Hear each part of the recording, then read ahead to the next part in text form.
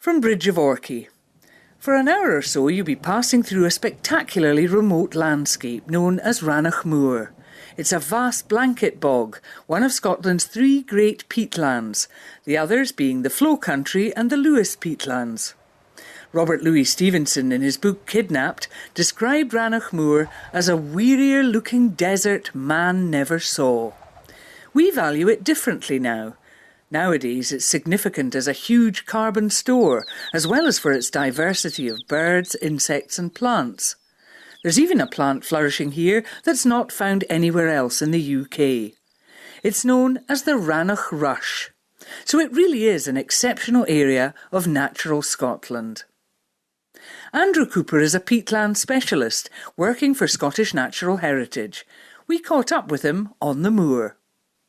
So, peatlands. Now, we're standing here at Rannoch Moor. I believe this is somewhere that's, well, quite close to your heart, really, isn't it? It is, yeah. I mean, quite some number of years ago, I worked out here for my PhD, doing various studies on vegetation and hydrology.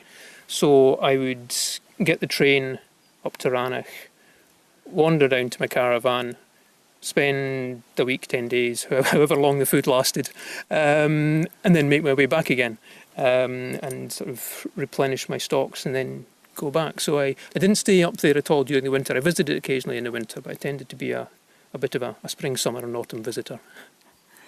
What's it like in the winter? Cold. It actually, there was one occasion when I was there and it was absolutely stunning because it was really hard frost and just a dusting of snow, totally blue sky, not a breath of wind, no midges, no clegs and no difficulty walking. You weren't sinking up to your knees in a bog, you were just walking over a hard surface, so it was absolutely brilliant. Whenever I've been on the train and driving through it, I've often thought, this looks like just a big bare landscape, but I'm sure there must be an awful lot more going on.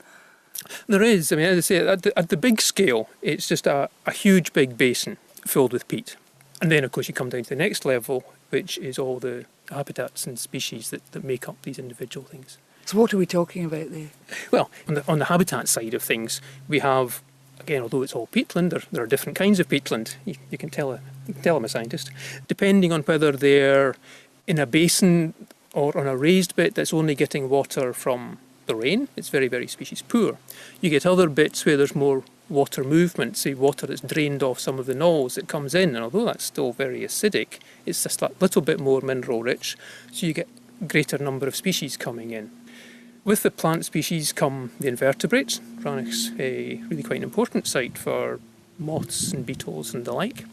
And then you got the birds. What could you expect to see? Birds, I mean, can range from the relatively common things like the skylarks, meadow pipits, grouse, red grouse, although there's black grouse as well. But then on the water bodies, you can get probably one of the most important ones that's there is the black-throated divers on the larger lochs, and on some of the smaller lochans you occasionally get red-throated divers, and you can see eagles sort of circling above as well. So quite a range. Quite diverse then. Very diverse.